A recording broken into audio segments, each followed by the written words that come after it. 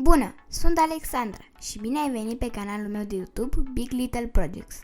Astăzi vom efectua un mic experiment științific și dacă vrei să afli de ce s-a umflat balonul, rămâi până la finalul acestui videoclip. Pentru acest experiment vom avea nevoie de o sticlă transparentă. Eu am ales una de plastic. Vom mai avea nevoie și de un balon.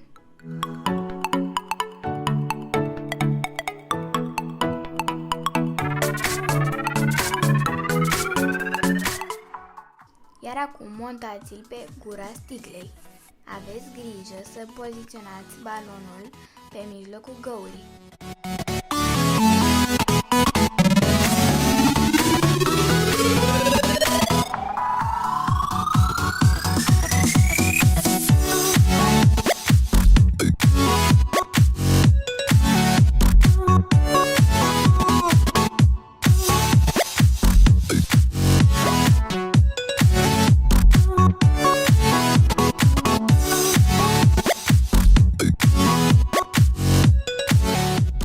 Poziționați sticla sub un jet de apă caldă.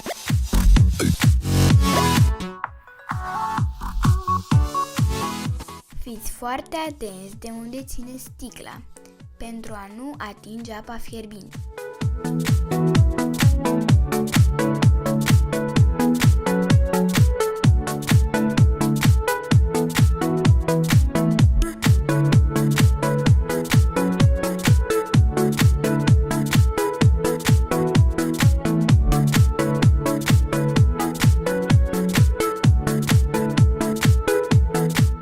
Aerul din interiorul sticlei se va încălzi, își va mări volumul și va umfla balonul.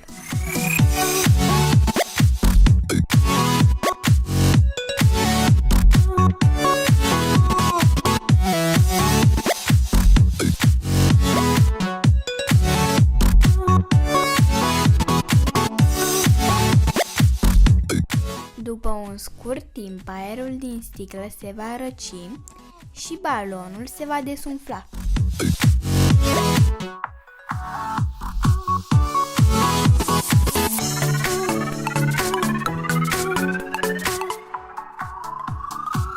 Nu uita să dai un like, un share și să te abonezi la canalul meu de YouTube.